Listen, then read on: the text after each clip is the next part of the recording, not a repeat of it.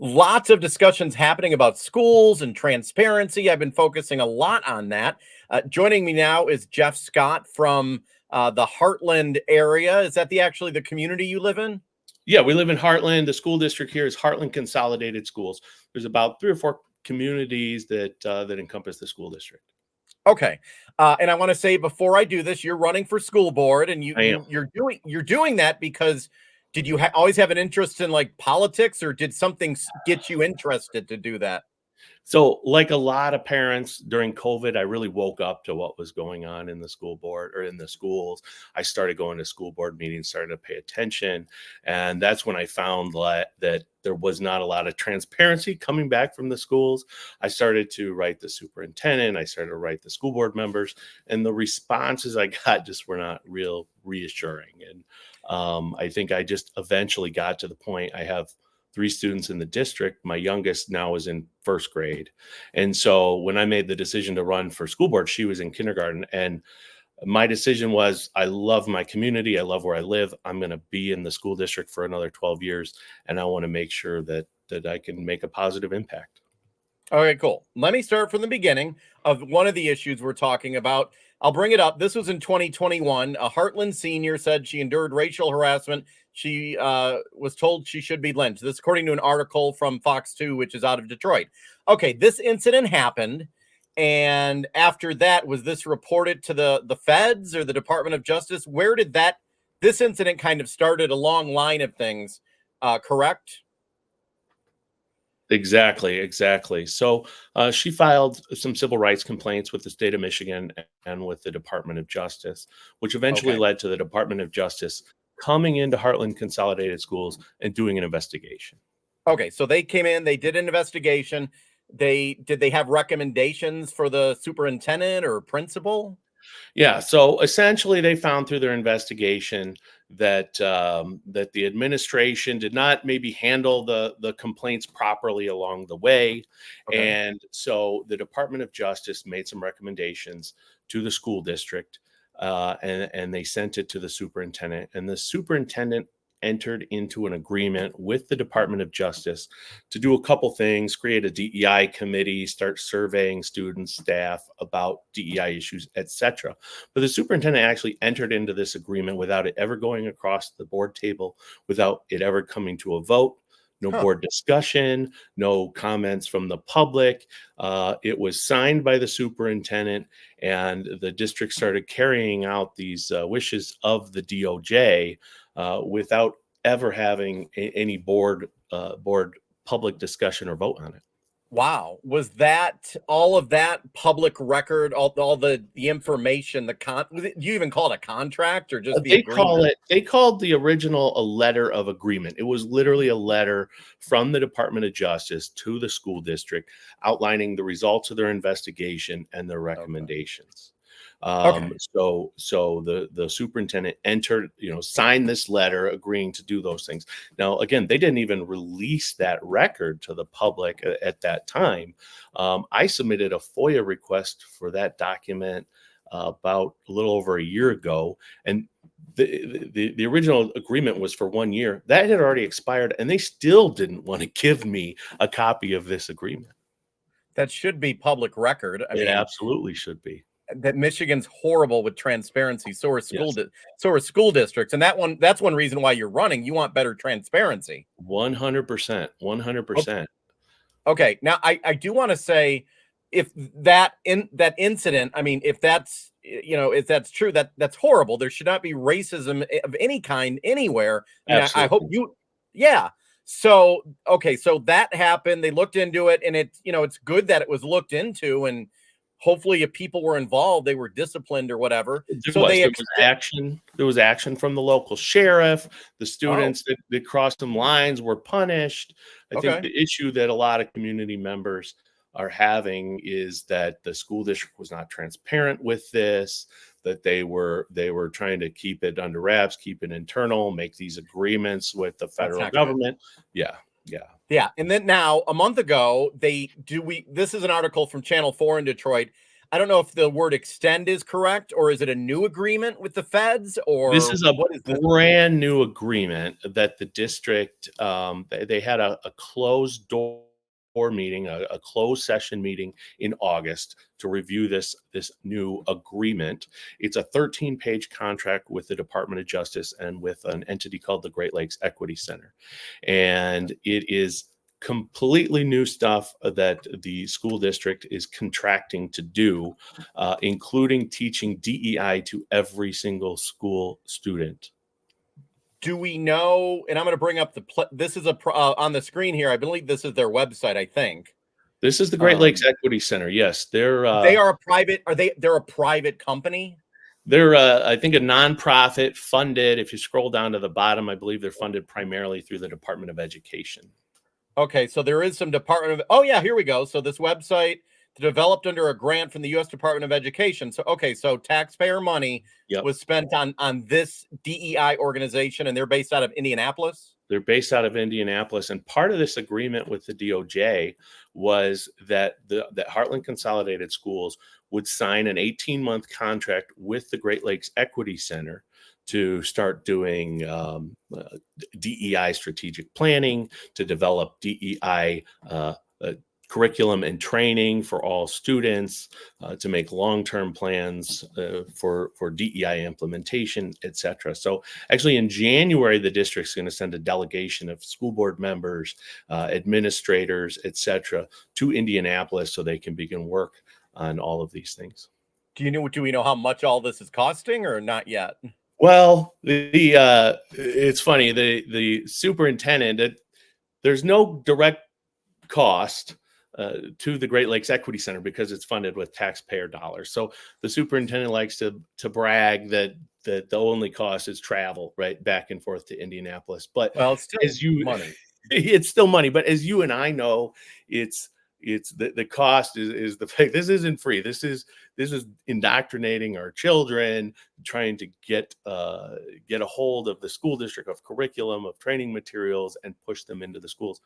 You know, another big cost I was thinking about is the assistant superintendent of curriculum is now tasked with all of this DEI implementation. So he's going to be taking all of his time and effort away from academic curriculum and putting it into this.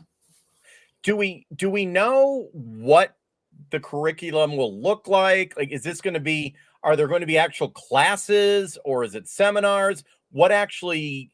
I mean, do we even have examples of, what books they're using, what literature, anything? I wish we did. The superintendent held a DOJ DEI question and answer session a couple of weeks ago. A lot of probably 50, 75 pretty angry parents showed up. There was only one person there who was in favor of all this, but the majority of the parents asked that very question. And the answer we got was that they were going to develop the curriculum or training. They refused to call it curriculum. The school district is very particular. They want to call it training materials. So they say they're developing the training materials. This agreement they've signed with the DOJ requires that all these training materials and curriculum be approved in advance by the Department of Justice and by the Great Lakes Equity Center, down to who the instructors are. So they have to approve the materials, the instructors, the timing. I mean, they are absolutely micromanaging. That's why I've come out to say that this district has just ceded all local control and autonomy to the DOJ. Is it, and I'm just wondering, is it because, is the district doing this? Were they or are they afraid of a lawsuit or some action? Were they threatened at some point like that? You do this or else? You know, I wasn't in any of these meetings, so I don't know what was said to school board members when they voted on this in September. The vote was 4-3. There were 4 school board members who voted in favor and 3 against. And two of the school board members who voted for it did kind of mention their fear of the unknown as one of their decision making. So they said something to the order of, what if we don't vote for this? What will happen? And so, yeah, I think fear was a driving factor.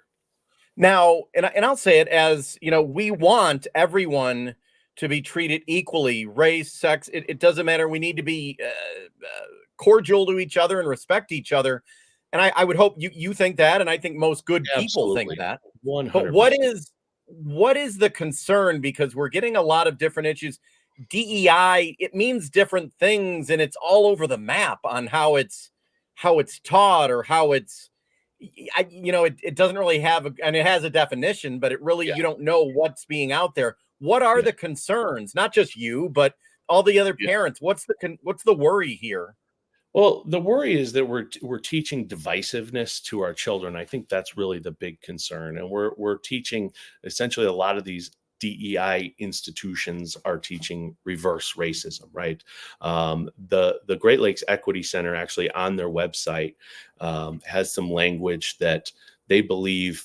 Um, they believe most people are oppressors and privileged. They have some language on there about the redistribution of power and resources, which sounds a lot like communism to me. So yeah, that's the page. If you scroll up a little bit, it Yeah. actually says on this page, it says that educators, this is focused around educators, that educators are oppressors in the classroom. And I live in this community. I love the teachers here. I love the teachers that Oh yeah, my there it is. I did the control F. yeah. Over the last 9 years, we partner with hundreds of education agencies work and address racism at the intersection of other oppressions.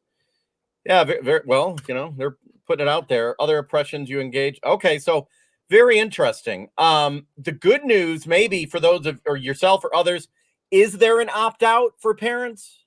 The district is right now saying there is an opt out. Now, there is specific language in the contract that the school district is obligated to administer training to as many students as possible, or to attempt Okay. to administer training to all students. Now, the school district has come out and said there is an opt out. They have not made that available yet, which is very frustrating to parents. I know I have emailed several times, so have some friends, other people I know, and kind of gotten the unofficial, okay, we'll opt your kids out, but we don't know what they're opted out of yet. We don't have the forms available yet. So the big fear in this community right now is that there's, because of the lack of transparency in the past, that maybe there won't be transparency when it comes to the implementation of some of this. So it's really just you're running for school board, but you're a parent who wants to know and be involved what's going on with your kids' education. That's what it really comes down 100%. to. Yeah. Absolutely. I So want the other side might come out to you and say, "Oh, you're just racist." I've got that several times. Yes. Yes. You want to know what is being presented, as do I, with my children, whether it be sexual education or even math. I want to know, like, what kind of math are they teaching? So it's about every person. You have your own values, your own family, and the way you present things too. And I think, is that a problem with how schools are moving in a direction where it's, when I was a kid, it was, and I'm 49 years old, English, math, science, basics, and a lot of my values and beliefs came from my upbringing, really. Yes. Right. Right. Yeah, I think that's the big driving force that behind parents wanting to know this, is because we send our kids to school so they can learn that reading, writing, math. We don't send them to school so that somebody can teach them about how white people are oppressors, or talk about the redistribution of power and resources under some umbrella or guise of DEI. I think parents are frustrated because schools are deviating from what they taught you and I decades ago, and they're more concerned with social issues, cultural issues, and that sort of stuff, rather than the academics. So uh, I'm running for school board. Really, that's it, a return to academics, what you should be learning in school and in the classroom. And like you said, even now, even when I was in school in the Metro Detroit area, if someone said something racist, wrote something racist, acted racist, there was discipline, Oh there was yeah. penalties. So you don't need this Great Lakes, whatever they are, or because discipline is all in place. And if the school wasn't doing the discipline, then that's shame on them. But there is that discipline in place that should be in place. There should be. There should be. What we have here is we have had incidents with a lack of discipline with certain students who are continue to be an issue, and I support very strict, quick discipline, not Yeah. allowing a student, if there's students like were in the complaint, or other students using inappropriate language that may be racist or whatever, they should be dealt with. If they can't handle being in the classroom, they should be pulled out. We can't just allow them to continue to do these things and then say, well, the solution is to teach all the other 5,000 kids about DEI. Yeah, and if the staff didn't handle it well, then they should be gone. 100%. I Absolutely. mean, whatever the union says or not, it doesn't matter. If they're not doing their job, fire them. Exactly. Okay. So, and it also, the last thing I'll bring up, it's also about federal and state. You and other parents, it's dangerous when you start letting the federal government come in on the state, but also local, that you're giving them a big control of things, because that's a big issue nationally now, federal versus state. It's interesting. Yeah, I mean, can you imagine? You brought up, kind of compared this to sex ed, and that's funny because the assistant superintendent curriculum, who's now in charge of DEI, at this question and answer session, said the same thing. He compared this to sex ed. We're going to treat it like sex ed, bring them into a room and train them on this. But can you imagine if the federal government stepped in and said, we're going to decide who teaches sex ed, what they teach in your school? I mean, people would be going wild. But right now, that's exactly what's happening with DEI. Wow. Okay, this is the last question. What is your message to parents? Because I worked in the news for 25 years, and every school board meeting I went to, unless it was a major issue, there was usually no one at the meetings. It wasn't a big deal, but parents probably need to start paying attention, right? Parents need to pay attention. They need to try to attend school board meetings. The great thing now is a lot of them are online. I compare it. I always say a school board meeting is like 3 hours of watching paint dry with like 2 minutes of action somewhere in the middle. They need to go to school board meetings. They need to talk to school board members. They need to email their administrators or central office administrators, their school board members, and stay informed with what's going on. To the parents in Hartland, I say, contact your building principals, contact the superintendent, and opt your children out of this stuff if it doesn't go along with your values. And if the parents, as we've been seeing, if the schools won't change, they're going to lose the kids. Parents will take their kids elsewhere. Unfortunately, Hartland Schools is down in enrollment nearly 10% in the last few years. And what we're seeing is people are putting their kids in private schools, they're homeschooling, or they're taking advantage of school of choice and going elsewhere. And Hartland has been a destination district for school of choice students for a long time. Oh, wow.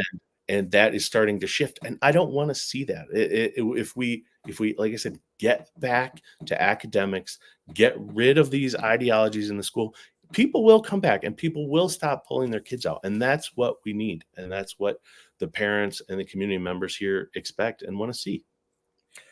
Well, I appreciate you talking about it. And, good luck to you. I'm not backing any candidates of any kind. I never have, but I think it's a good discussion to have, but also to let parents know that if it's not happening in your district, well, like you said, transparency, you may not know if something's happening in your district. So that's why it's important to a lot of parents have no idea. And so to the parents in other districts around the state, around the country, I think it's a wake-up call. You see these things online and you think it couldn't happen in my district. I hear that. We're out there knocking on doors, talking to people for the campaign, and I hear that every day. It's not going to happen in my district.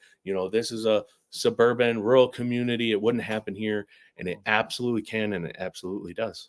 Wow. I appreciate you joining us. Thank you so much. Thank you, Dave.